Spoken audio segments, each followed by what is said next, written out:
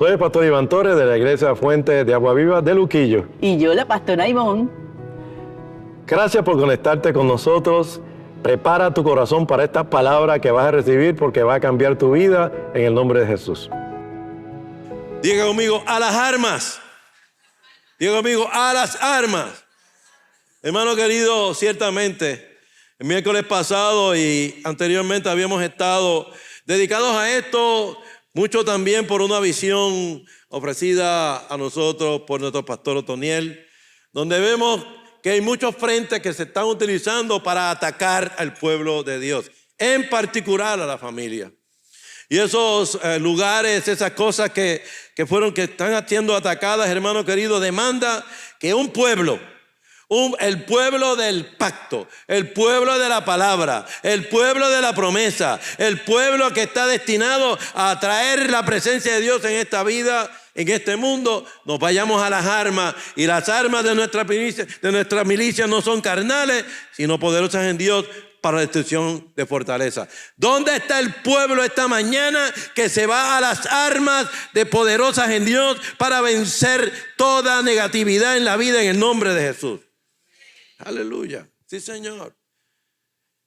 Es el libro de 2 Corintios capítulo 10, verso 3. Dice, pues aunque andamos en la carne, no militamos según la carne. Porque las armas de nuestra milicia no son carnales, sino poderosas en Dios para la destrucción de fortaleza, derribando argumentos y toda altivez que se levanta contra el conocimiento de Dios y llevando a cautivo todo pensamiento a la obediencia a Cristo, y estando prontos para castigar toda desobediencia cuando vuestra obediencia sea perfecta. Padre, esta es tu palabra, y tu palabra no regresa vacía. Tu palabra es viva, eficaz, más cortante que toda espada de dos filos.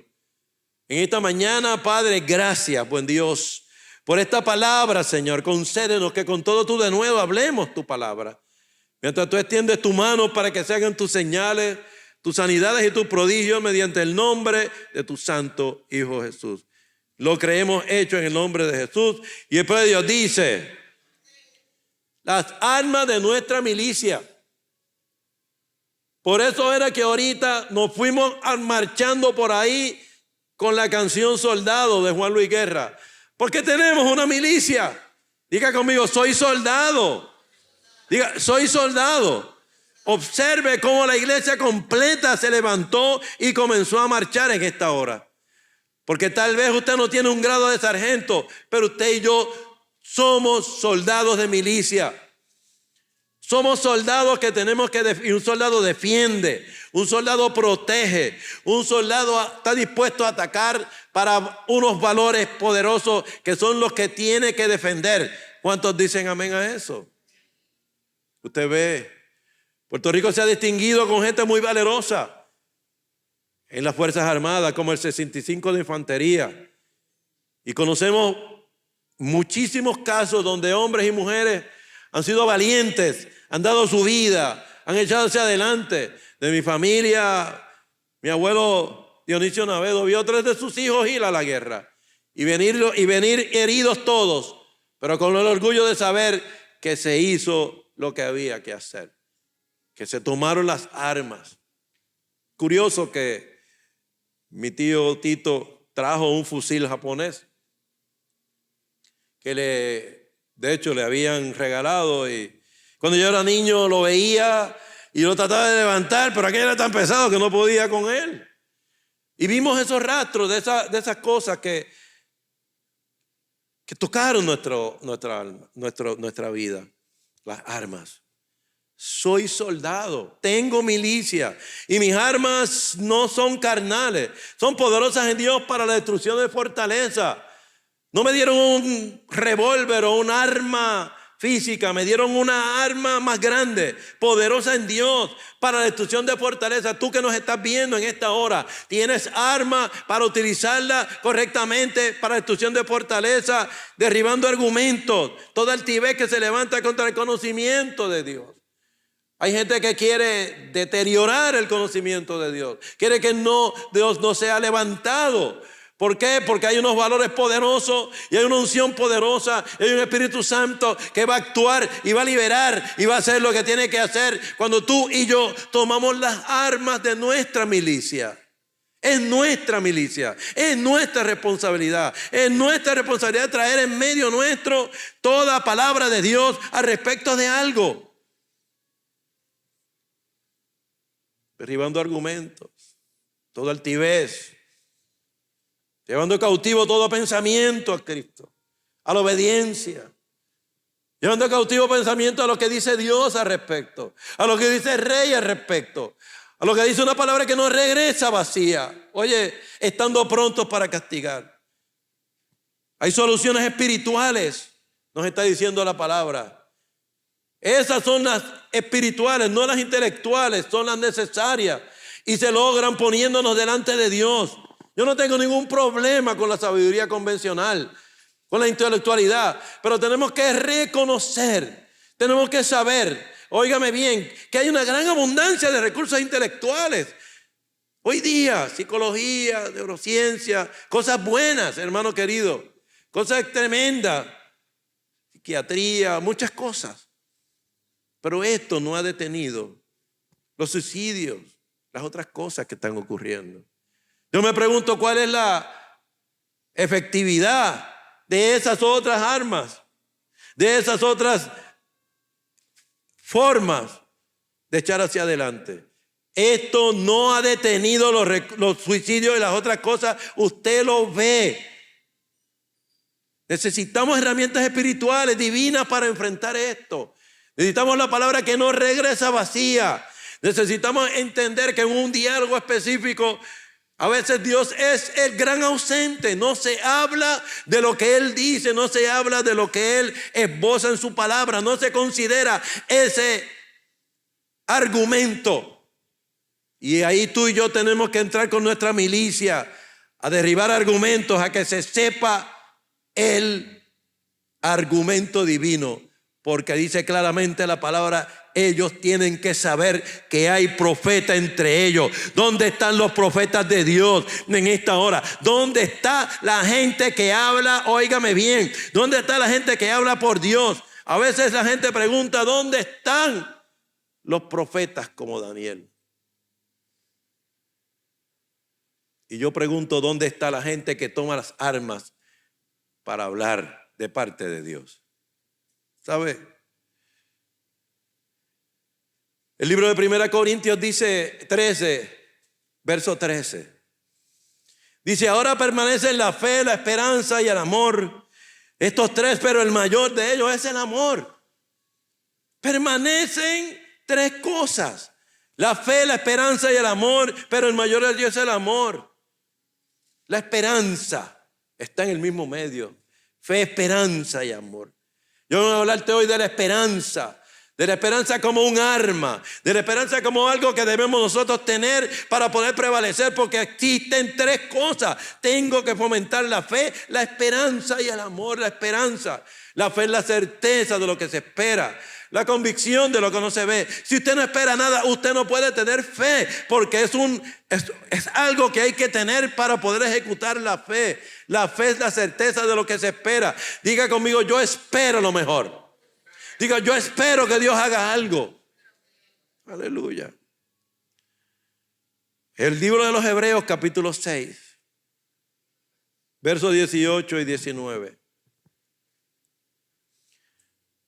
Dice, para que por dos cosas inmutables en las cuales es imposible que Dios mienta, tengamos un fortísimo consuelo los que hemos acudido para hacernos de la esperanza puesta delante de nosotros, la cual tenemos como segura y firme ancla del alma y que penetra hasta dentro del velo donde Jesús entró. Un ancla, algo que mantiene fijo mi rumbo, algo que mantiene fijo ese vehículo que yo utilizo para viajar en este proyecto de vida, para poder, hermano querido, moverme hacia adelante. Óyeme bien, tenemos un fortísimo consuelo. Tenemos que asirnos de la esperanza puesta delante de nosotros. Tal vez tú no tienes un pedigrí muy grande, tal vez no tienes mucho conocimiento, tal vez no has sido afortunado en ese sentido, pero tienes un fortísimo consuelo y tienes algo de cual asirte, que es la esperanza puesta delante de nosotros. Óyeme bien, puesto los ojos en Jesús, el autor y consumador de nuestra fe, quien por el gozo puesto delante de él murió muerte y muerte de cruz, para que en él crea no se pierda, mas tenga vida eterna. ¿Dónde está el pueblo que tiene la esperanza levantada en su vida? ¿Sabe? La esperanza es un arma. La esperanza penetra el velo hasta dentro del lugar santísimo. Y solo un arma penetra algo. Mi querido amigo Jorge me regaló un cuchillo, puñal, porque en su establecimiento hay toda una combinación de esas cosas, hermano querido. Y yo lo guardo con mucho cariño. Es un arma extraordinaria. Un arma que sirve para cortar, para defenderse. Sirve también, ¿verdad?, para tener esa posibilidad de penetrar algo. Tú y yo tenemos que utilizar el arma que tenemos disponible para penetrar algo. La fe, la esperanza y el amor. La esperanza es un arma, un pilar fundamental contra el enemigo de las almas. Como Cristo, esta penetra hasta dentro del velo del lugar santo de Dios. Y en esta mañana yo quisiera ir al libro de Hebreos, capítulo 6, y leer varios versos y estudiarlos contigo para que se levante nuestra esperanza. Mucha gente no tiene esperanza, no espera nada. Hermano querido, si usted no espera nada, eso es exactamente lo que le va a pasar. No va a obtener nada. Yo he venido a hablarle a gente en esta mañana que tiene esperanza de que algo bueno viene de camino, de que algo mejor va a ocurrir, de que no importa que van a haber 30 conciertos o lo que sea. Hermano querido, ninguna arma levantada en contra nuestra será prosperada, sino que caerá, y se condena toda lengua que se levante contra nosotros con falso testimonio, porque esa es la herencia de los siervos de Jehová. Esa es mi esperanza en esta mañana. ¿Dónde está la iglesia que tiene esa esperanza también? Aleluya. Hebreos 6, verso 9. Pero en cuanto a vosotros, oh amados, el escritor de Hebreos estaba hablando de gente que había negado, de gente que había renegado, de gente que pretendía, ¿verdad?, que pretendía, ¿verdad?, ser perdonado, pero no se habían arrepentido, habían cambiado su vida. Pero empieza a hablar de la iglesia. Empieza a hablar de la iglesia fiel. Y dice, pero en cuanto a vosotros, yo quiero que tú sepas que esto habla de ti en esta mañana. Pero en cuanto a vosotros, oh amados, estamos persuadidos de cosas mejores. En nuestra iglesia, hermano querido, no venimos a predicar un mensaje de miedo, un mensaje de temor, un mensaje de que toma de mal en peor. Venimos a predicar un mensaje de buenas nuevas. Yo vengo a decirte en esta mañana que estamos persuadidos que hay cosas mejores para ti, iglesia, y que pertenecen a la salvación. ¿Cuántos lo reciben en esta hora? Aunque hablamos así, porque Dios no es injusto para olvidar nuestra obra y el trabajo de amor que habéis mostrado hacia su nombre, habiendo servido a los santos y sirviéndole aún. Pero deseamos que cada uno de nosotros muestre la misma solicitud, la misma buena actitud hasta el final, para plena fe, para plena certeza de la esperanza, a fin de que no te hagas perezoso, vago, sino imitadores de aquellos que por la fe y la paciencia heredan las promesas. ¿Dónde está la gente en esta mañana que heredan las promesas? Gloria a Dios. Porque cuando Dios hizo la promesa a Abraham, no pudiendo jurar por otro mayor, juró por sí mismo diciendo, de cierto te bendeciré con abundancia y te multiplicaré grandemente. Y habiendo esperado con paciencia, diga conmigo, con paciencia. Es con paciencia. Dígale a tu vecino, ten paciencia. Y a ti que nos ves en esta mañana, esperamos con paciencia. No es cuando yo quiera, oré y ahora tiene que ser de repente. No. Esto no es el mundo de la comida rápida. Esto es el mundo de la fe, donde esperamos con paciencia y alcanzamos la promesa. Porque los hombres ciertamente juran por uno mayor que ellos, y para ellos el fin de toda controversia es el juramento para confirmación. Por lo cual, queriendo Dios mostrar más abundantemente a los herederos de la promesa la inmutabilidad de su consejo, interpuso juramento, para que por 2 cosas inmutables, en las cuales es imposible que Dios mienta, tengamos un fortísimo consuelo, los que hemos acudido para agarrarnos de la esperanza puesta delante de nosotros. Agarrarnos de la esperanza puesta delante de nosotros. Agarrarnos de la esperanza puesta delante de nosotros, la cual tenemos como segura y firme ancla del alma, y que penetra hasta dentro del velo donde Jesús entró por nosotros como precursor, hecho sumo sacerdote para siempre según el orden de Melquisedec. Hermano querido, solo un alma penetra algo. Solo un alma penetra algo. La esperanza como Jesús penetra hasta dentro del velo, hasta el lugar santo de Dios. La esperanza, la esperanza, la esperanza. Y yo quiero hablarle a casos de gente que tuvo esperanza, que tuvo el deseo de prevalecer, el deseo de aguantar, el deseo de no rajarse, como decimos en Puerto Rico, el deseo de echar hacia adelante, que creyó y creyó y creyó en esperanza como esperanza, contra esperanza. Abraham, el libro, este hombre tenía 95 años cuando Dios le dijo: te voy a dar un hijo. Mire, hermano, a los 95 años usted mira para abajo y dice: ni fu ni fa, como decimos en Puerto Rico.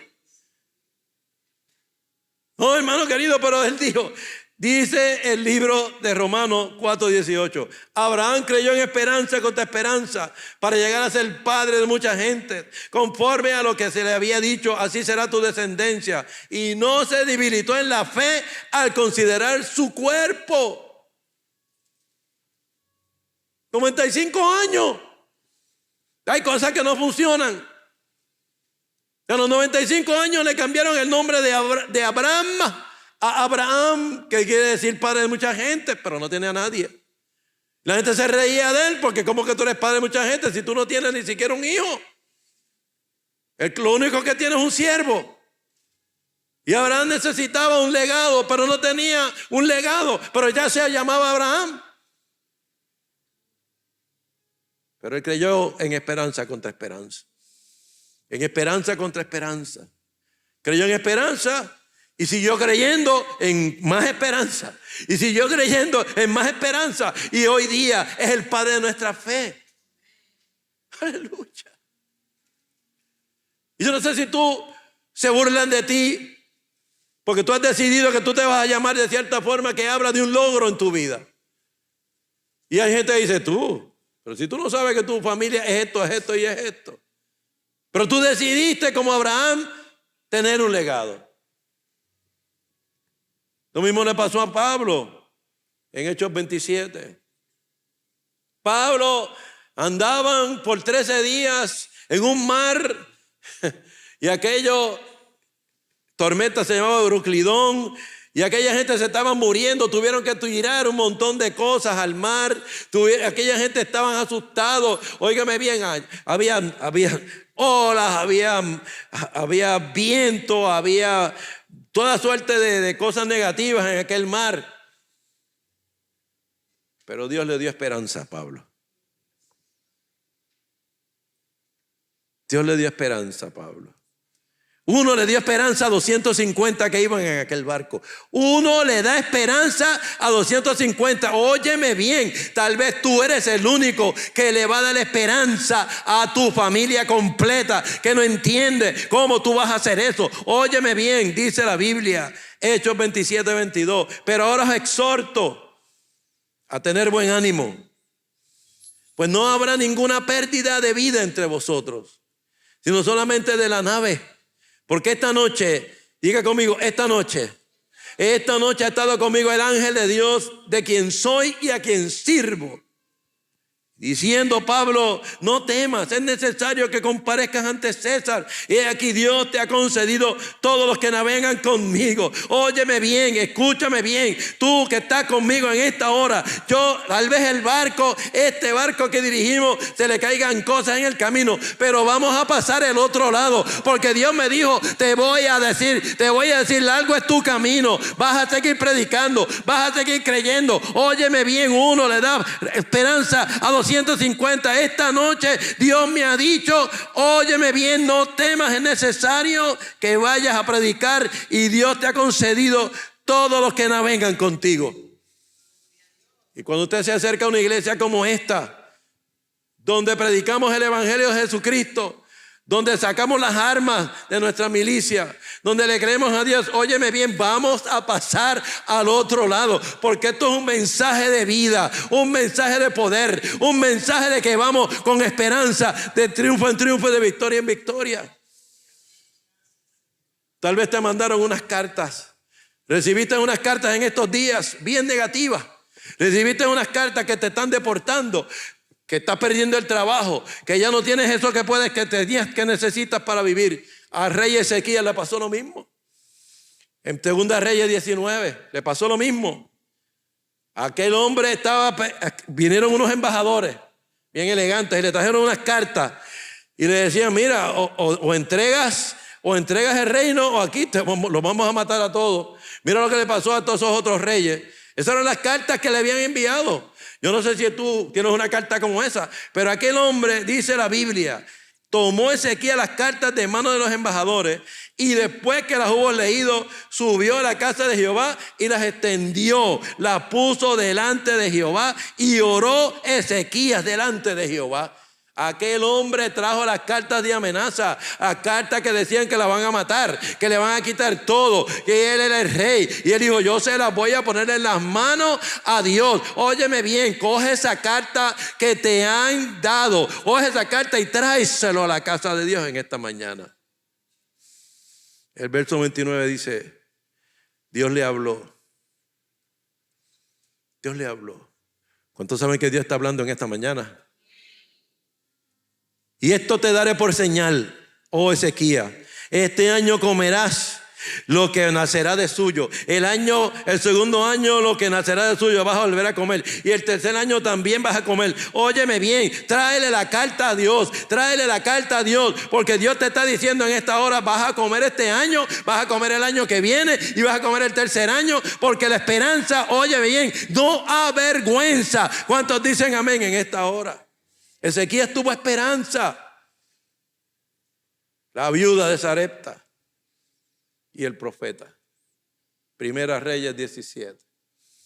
Elías le dijo, Elías había sido enviado una viuda. Había sido enviado una viuda en Sarepta. Y él fue donde la viuda. Y la viuda le dijo, me voy a hacer una tortita para comérmela con mi hijo y me voy a morir. ¿Me voy a morir ya? Es como la gente que dice, ya se me chavó la vida, adiós, se me dañó la vida. Así que yo lo que queda es morirme. Oiga, hermano querido, hay gente que se tiran a morir. ¿Cuántos dicen amén a eso? Hay gente que se tiran a morir un sueño, a morir un matrimonio, a morir una relación, a morir un país. Hay gente que simplemente se tiran a morir. Pero Dios le dio esperanza a través del profeta. Elías le dijo, no tengas temor. Haz lo que has dicho, pero hazme a mí primero una pequeña torta cocida debajo de la ceniza y tráemela. Y después harás para ti y para tu hijo. Ponme a mí representante de Dios primero. Y después lo puedes hacer con tu hijo. Le estaba diciendo, pon a Dios primero. Le estaba diciendo, no pongas tu circunstancia primero. Pon a Dios primero, le estaba diciendo. Porque Jehová ha dicho así, la harina de la tinaja no escaseará. No, el aceite no disminuirá hasta el día que Jehová haga llover sobre la faz de la tierra. Yo he venido a decirte en esta hora que la harina no escaseará, que el aceite tampoco disminuirá. Cuando tú y yo le creemos a la palabra de Dios, ha dicho sobre tu vida. La esperanza es un ancla para el alma, para la mente. Y en ese sentido es un arma también, porque me permite incidir sobre las situaciones y levantar lo que Dios dice al respecto. Cuando tú tienes esperanza, cosas extraordinarias comienzan a ocurrir en tu vida, dentro de ti, a través de ti, porque yo quiero que tú sepas que más grande es lo que Dios va a hacer a través de ti que lo que hace contigo. ¿Sabes? La esperanza es un arma para nosotros. Y el mensaje de hoy es directo a tu corazón. Usa el arma de la esperanza. La esperanza. Hay momentos donde tú dices, pero ¿cómo? Pero ¿para qué? O como decimos en Puerto Rico, ¿para qué? Nos comemos errada de para. Porque Dios nos da esperanza. Porque Dios va a hacer algo nuevo. Porque Dios va a hacer algo específico. Porque Dios está haciendo algo con tu familia ahora mismo. Porque Dios está haciendo algo con tu matrimonio ahora mismo. Porque Dios está haciendo algo con ese negocio. Cuando tú tienes esperanza en Él, resiste un poco más. Resiste un poco más. Óyeme bien, resiste un poco más. Usa el alma de la esperanza. ¿Dónde está la gente que resiste más en esta mañana?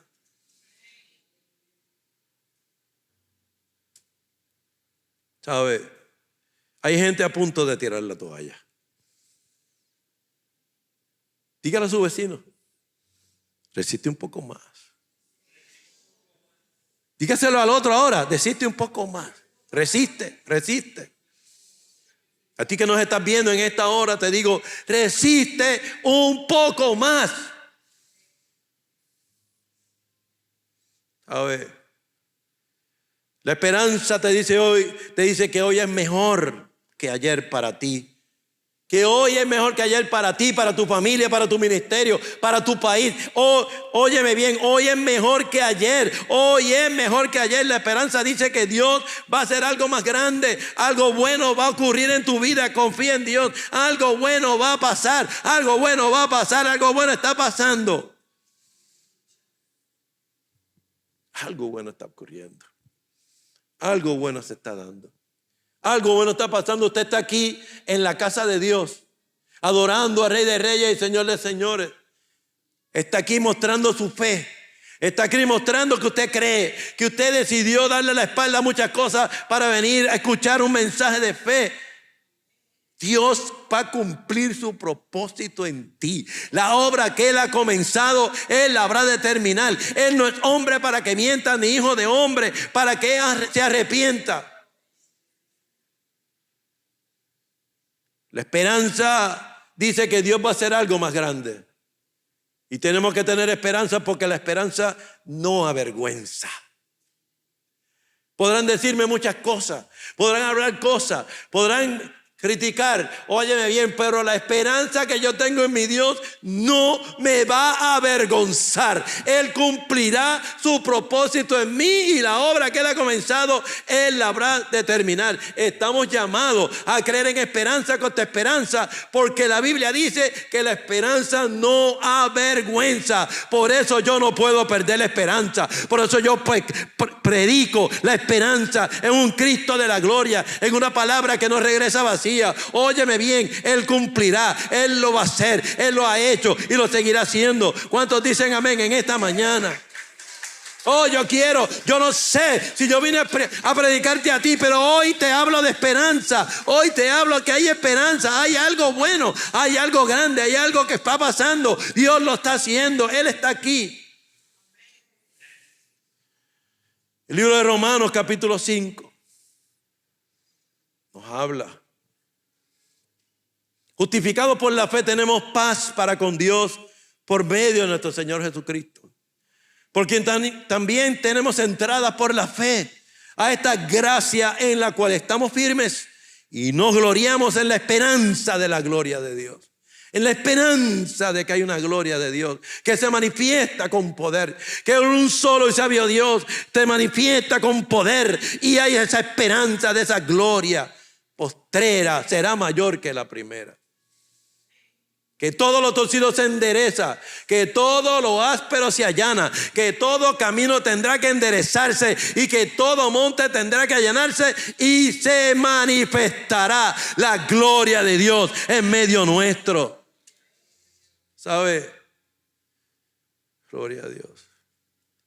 No solo esto, sino que también nos gloriamos en las tribulaciones, sabiendo que la tribulación produce paciencia, la paciencia prueba y la prueba esperanza. Y la esperanza no avergüenza, porque el amor de Dios ha sido derramado en nuestros corazones por el Espíritu Santo que nos fue dado. Pero hay cementerios de desesperanza. Hay cementerios de desesperanza. Si usted me ha escuchado predicar, sabe que el libro de Ezequiel ha representado para mi vida algo muy especial. Algo muy especial. Dios me ha hablado de forma especial. Cuando en el 3:14 dice, caminé con mi alma dolida, pero la mano de Jehová era fuerte sobre mí. Este es el profeta del exilio, que Dios envió a un pueblo de dura cerviz que le falló. Un pueblo donde la presencia de Dios había huido del templo.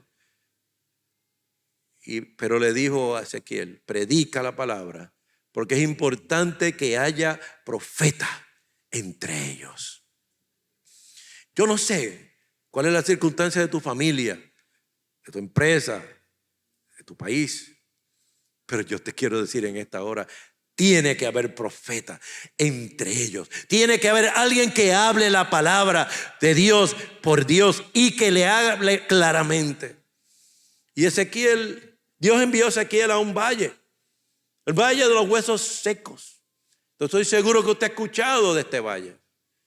Pero yo quiero que lo veamos desde el punto de vista de la esperanza en esta mañana. Ezequiel capítulo 37, vaya a su Biblia. Verso 1. Dice, la mano de Jehová vino sobre mí y me llevó el espíritu de Jehová.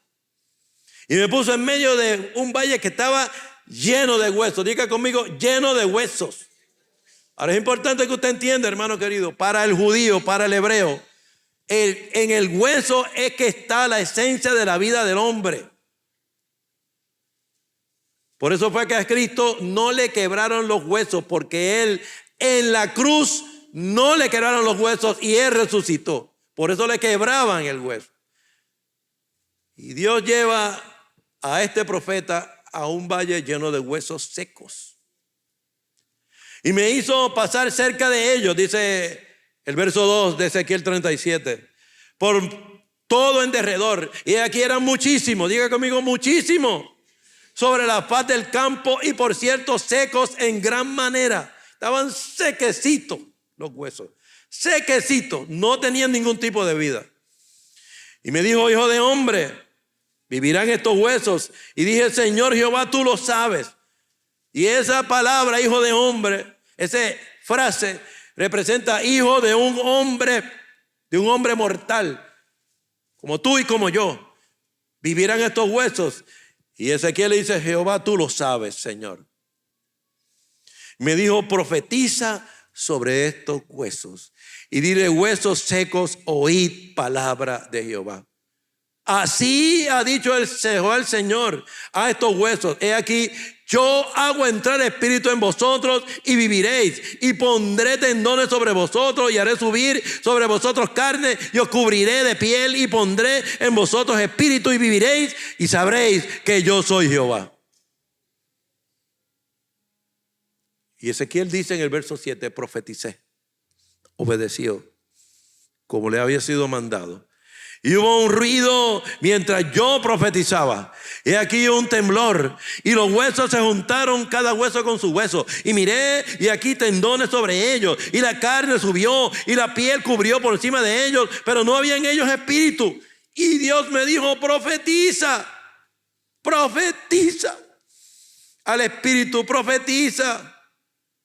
Hijo de hombre. Y di al espíritu, así ha dicho Jehová el Señor, espíritu, ven de los cuatro vientos, sopla sobre estos muertos y vivirán. Y profeticé como me había mandado, y entró espíritu en ellos, y vinieron, y estuvieron sobre sus pies un ejército grande en extremo. Y Dios le dijo a Ezequiel, hijo de hombre, todos estos huesos son la casa de Israel. Y aquí ellos dicen, nuestros huesos se secaron. Y pereció nuestra esperanza.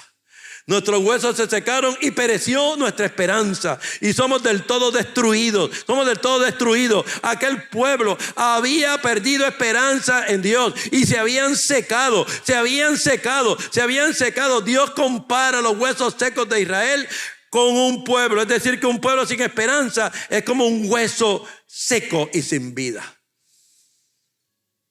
Tenemos que tener esperanza. No podemos secarnos como aquellos huesos.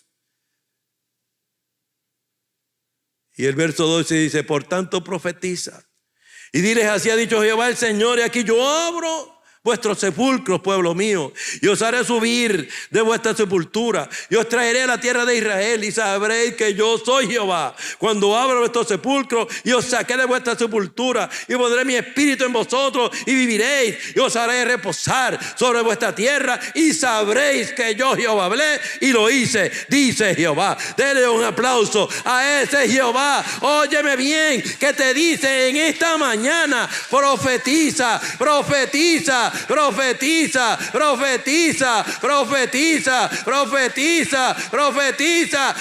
Háblale de parte de Dios a tu familia, a la circunstancia que sea. Aquella gente era el pueblo escogido de Dios, pero ahí han perdido la esperanza y se habían secado.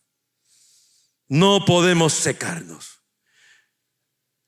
La solución que Dios le dio al profeta para que los huesos secos volvieran a la vida, para que los huesos secos, debido a la falta de esperanza, volvieran a la vida, fue profetizar, fue hablarle lo que Dios dice a la circunstancia, fue hablarle lo que Dios dicta en su palabra sobre la circunstancia. Y yo he venido a decirte en esta mañana: profetízale, profetiza sobre tu familia, profetiza sobre tus hijos lo que Dios dice, profetiza sobre tu empresa, profetiza sobre Puerto Rico. Óyeme bien, la palabra de Dios tiene que ser profetizada sobre la circunstancia que estamos viviendo, porque mis palabras son espíritu y son vida, decía nuestro Señor Jesucristo. ¿Dónde está la gente que está dispuesto a profetizar sobre ese esposo, sobre ese hijo, sobre ese negocio, sobre esa iglesia? Yo profetizo en el nombre de Jesús, hablo la palabra de Dios. Óyeme bien, que Dios los trae del norte, del sur, del este y del oeste, que este lugar se llena de gente adoradores que le adoren en espíritu y en verdad. Óyeme bien, tú que estás viéndome en esta mañana, en este lugar, óyeme bien, profetiza, habla lo que Dios dice sobre tu circunstancia y verás que esos huesos secos vienen a la vida. ¿Cuántos le dan un aplauso a Dios? ¿Cuántos le dan un aplauso al Rey? ¿Cuántos lo hacen en esta mañana? Usted conoce la historia de Job. Job fue dañado, todo le fue quitado. Hasta la mujer le dijo: maldice a Dios y muérete. Hasta eso le dijo.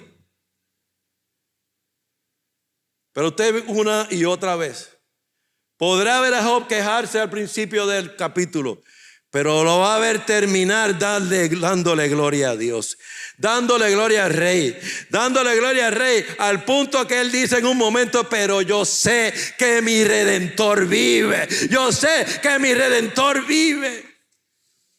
Job estaba en una situación bien difícil, hermano, más difícil que lo que nosotros podemos tener en nuestra vida. Pero yo quiero que usted vaya a Job capítulo 11, verso 18. Antes de Salmo. En Job capítulo 11, verso 18, Job dice: tendrás confianza porque hay esperanza. Mirarás alrededor y dormirás seguro. Tendrás confianza porque hay esperanza. Mirarás alrededor y dormirás seguro. Tendrás confianza porque hay esperanza. Mirarás alrededor y dormirás seguro. Óyeme bien. Tendrás confianza porque hay esperanza.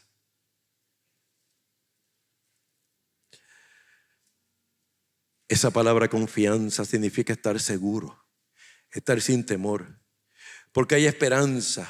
hay expectativa de lo que anhelo. Y es interesante que esa palabra esperanza significa también cordón, significa cuerda. Óyeme bien, la esperanza de que hay un hilo escarlata de la redención que Dios ha tejido. Óyeme bien, la esperanza de asirnos a ese hilo de redención. Hay esperanza y por eso, óyeme bien, miraré y veré, cavaré trinchera de protección. Esta palabra mirar significa cavar trinchera de protección. Óyeme bien, alrededor y dormiré. Me acostaré a descansar seguro en un lugar de refugio, seguridad en hecho y en sentimiento. Óyeme bien, necesito tener esperanza. Una vez mis hijos estuvieron en peligro, pero le oramos al Dios del cielo. Y creyendo que ninguna arma levantada en contra de ella será prosperada, sino que caerá. Que se condenaba toda lengua que se levantara con falso testimonio. Dios nos trajo a la victoria. Hoy son hombres y mujeres de bien, temerosos de Dios.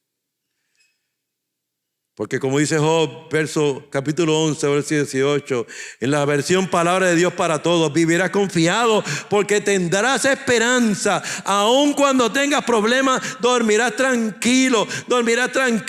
Óyeme bien.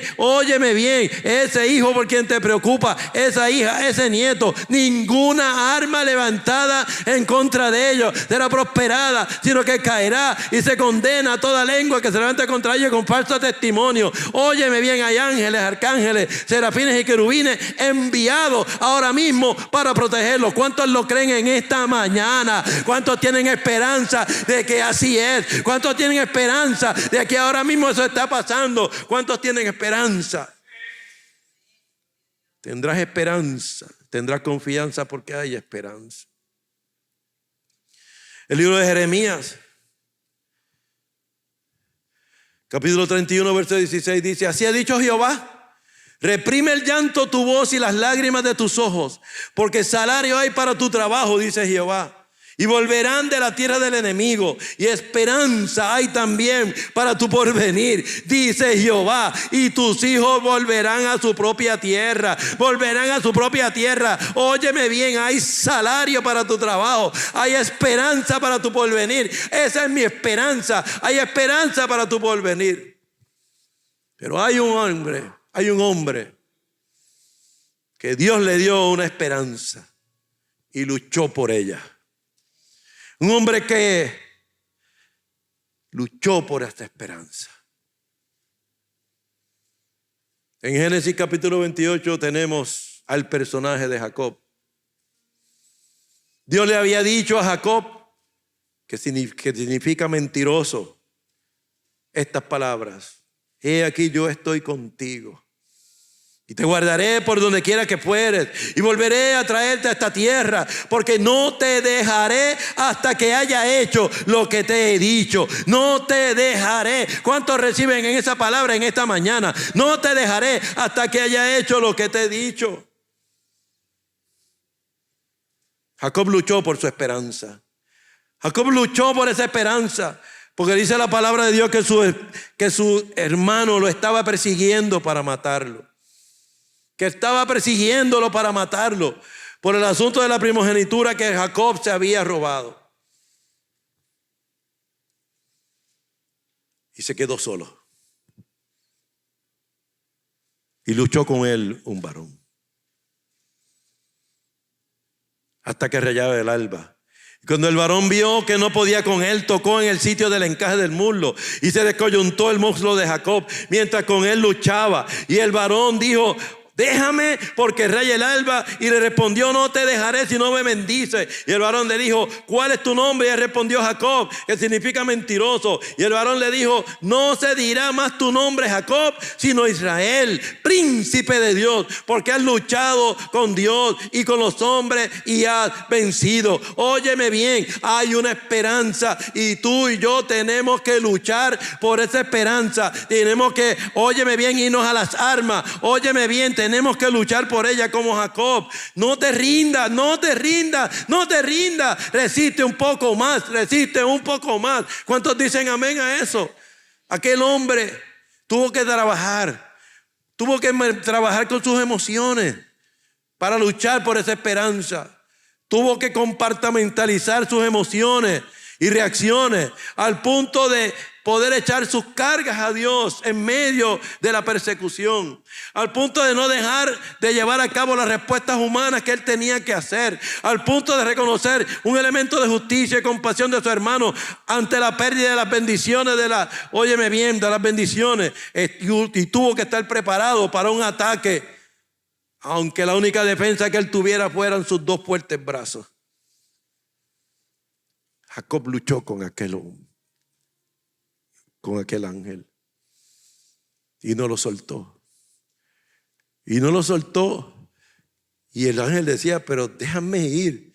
Pero ¿y qué clase de abrazo fue ese que Jacob le dio? Cuando que en la Biblia dice que un solo ángel mató a 185,000 hombres. Un solo ángel. Aquí está Jacob abrazándolo fuerte y no lo podía soltar. No se podía soltar. Óyeme bien, así tiene que ser. Así tiene que ser el deseo de tú cumplir la esperanza de Dios. Tenemos que agarrarnos. Óyeme bien, como nuestra ancla. Óyeme bien, nuestro fortísimo consuelo. Vamos hacia adelante. Esta iglesia va hacia adelante. Vamos a seguir, óyeme bien, evangelizando. Óyeme bien, en tu familia. Va hacia adelante. Tenemos un fortísimo consuelo. Tenemos un ancla. Tenemos que, como Jacob, agarrar esa bendición. Y no te dejaré hasta que me bendiga. No te dejaré hasta que me bendiga. ¿Cuántos dicen amén en esta mañana? ¿Cuántos vinieron a creerle a Dios en esta mañana? ¿Cuántos están dispuestos a agarrarse y a luchar? Dile a tu vecino, no te rinda, no te rinda, no te rinda, no te rinda. Sabemos que esta palabra bendijo tu vida grandemente. Si vives en Puerto Rico, te invitamos a que nos acompañes a los servicios que tenemos todos los domingos a las 10 de la mañana y los miércoles a las 7 de la noche. Esta palabra tocó tu corazón. Te invitamos a que lo lleves a otro nivel, recibiendo a Jesús como Señor y Salvador. Repite esta oración y créala conmigo. Señor Jesús, te entrego mi vida en esta hora, creyendo que tú moriste por mí en la cruz del Calvario y resucitaste al tercer día conforme a tu escritura por el perdón de mis pecados. Acepto en mi corazón, ven a mí en el nombre de Jesús. Acompáñanos en la iglesia, permítanos caminar este camino contigo para tu bendición en el nombre de Jesús.